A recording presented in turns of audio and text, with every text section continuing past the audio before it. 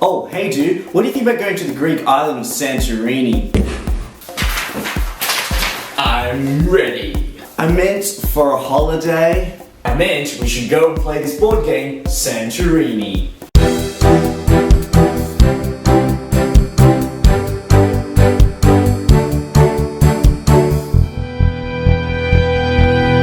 Santorini is an abstract board game where players take control of workers who move and construct buildings on the Greek island of Santorini. It's then a tight race between players to see if they can get their worker to the top of the third level first. The first player to do so wins the game. On a player's turn, players first move their worker into an adjacent space that is free and available.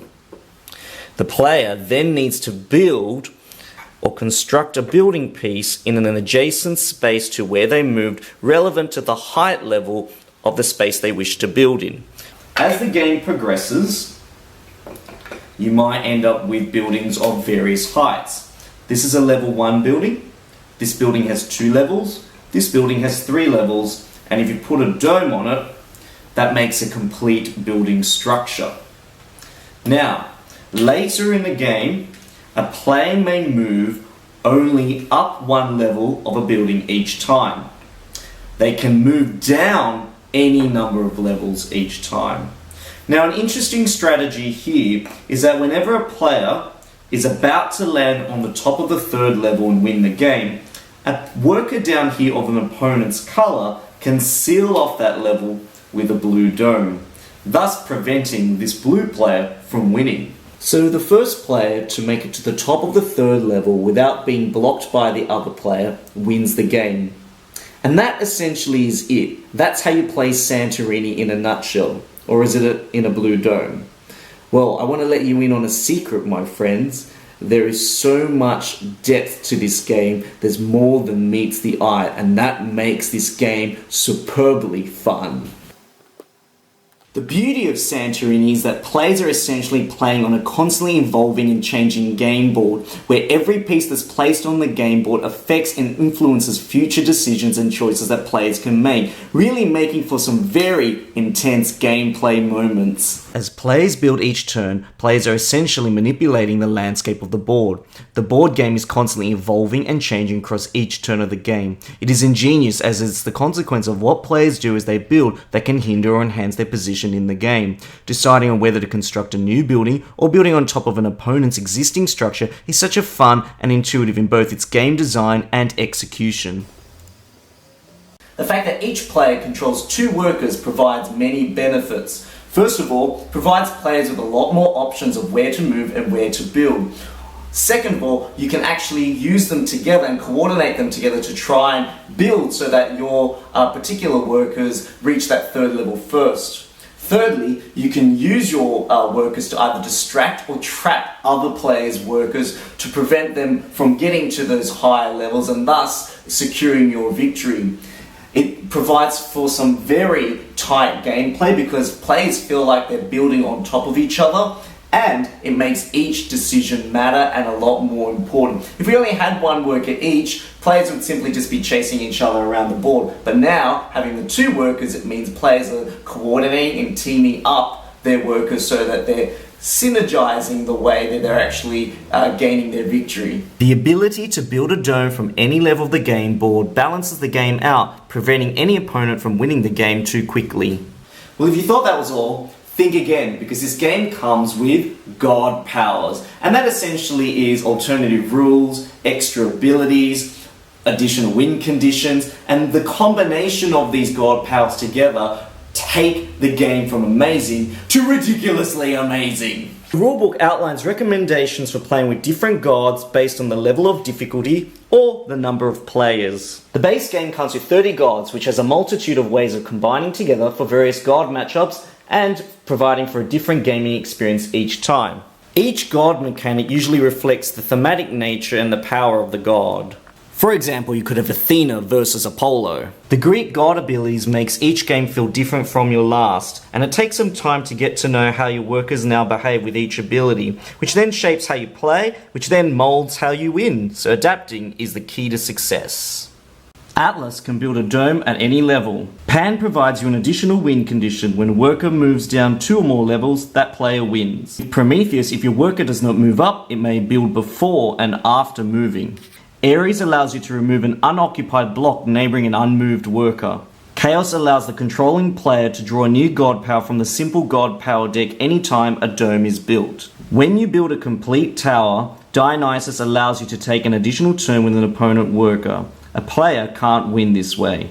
Morpheus allows the controlling player at the start of a turn to place a block or dome on top of the god card. On a build, the player can build any number of domes or buildings collected on the card. Any player can swap a dome or block for a different shape from the general supply. With Triton, each time your worker moves into a perimeter space, it may immediately move again. But wait, there's more. If you get the Golden Fleece expansion, it comes with the Ram figurine, which changes the way you play, 15 new gods, and some hero cards. When playing with the Ram figurine, players need to choose a god card that features this ram icon in the top right hand corner. They then place the Ram figurine anywhere on the board. When players end their movement in a space adjacent to the Ram figurine, they're touching the power of that ram and thus are able to use the ability on the god card that's selected at the beginning of the game.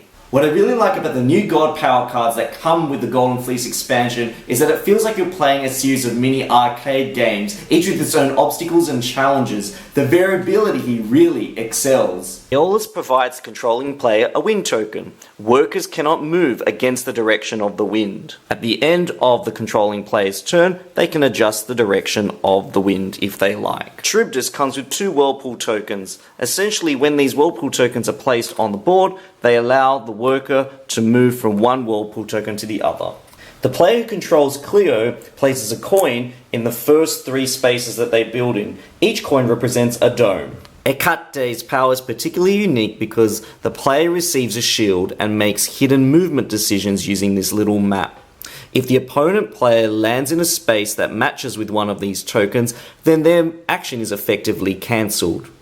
Hecate can, in addition to that, can move an opponent player into a suitable spot by exploiting the opponent's movement ability power, wherever possible. Tartarus allows the controlling player to use this shield to hide an Abyss token somewhere on the board. If any worker lands on that spot, they lose the game immediately. The hero cards, as denoted by the colour of the purple backing, is a one-off ability that players can use only once per game. This helps to balance out a game, especially if you've got an experienced player playing against someone who's less experienced with the game. Jason provides the controlling player an extra worker that they can use to build on any perimeter space at ground level once per game. If your worker is exactly 2 levels below to an adjacent opponent's worker, then you can remove the opponent's worker from the game using Theseus's ability.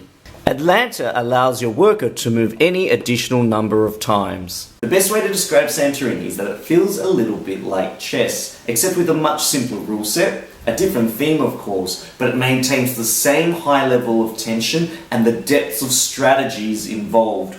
Players are often planning several moves ahead in order to try and block or disrupt an opponent player's plan, or to try and gain themselves an advantage in the game. It does expose itself to a little bit of analysis paralysis, but the fast turn structure really helps to alleviate a little bit of that. I love the combos and the variations that the god powers present, and every time you play with a particular god, it takes several games to try and uncover their winning strategy and how to use their ability or their rule adaptation to try and gain it to your advantage. And when you complement those together with 2 different god powers, the seesaw effect becomes a little bit more interesting, a bit more mesmerizing, and I love how the interplay of different gods works together really well.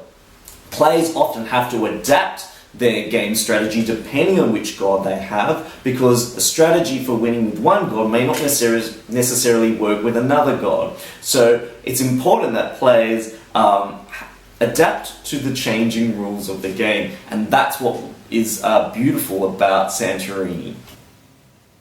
There are some points to consider if you think about getting Santorini the board game. First of all, it does come in a very high price point, but if you look at the quality and size of the cards that you receive and the quality of the 3D components, you can see where your money has gone, and it's definitely well worth the investment because this is a game you'll be playing over and over again. Also, some of the card combos of the gods when joined together, some of the rules about how they interact with each other aren't always entirely clear. So the best way to resolve that is to visit the Board Game Geek forum and post your question there. There are one or two gods that feel a little bit overpowered the first time you play with them, but the beauty of this game is learning about how to get around those abilities if it's being played by another player, or to exploit that ability to help advance and win the game. And I think that's part of the glory of Santorini. There are some combinations that are mentioned in the book that are banned, and I really love how the designers thought one or two steps ahead about which god should never be paired together. The last thing I'll say is that I'm not very keen on the 4-player team game, but this does come down to a group decision. I much prefer the to and fro effect and the tension level created by a 2-player game. In considering my final verdict, Santorini plays optimally at the 2-player level. There's plenty of opportunity for tactical and strategic decision making, leading to some very intense game moments. If you really like my review, please subscribe or give me a thumbs up, and I look forward to seeing you again soon at Board Game Sanctuary for another board game review. Bye!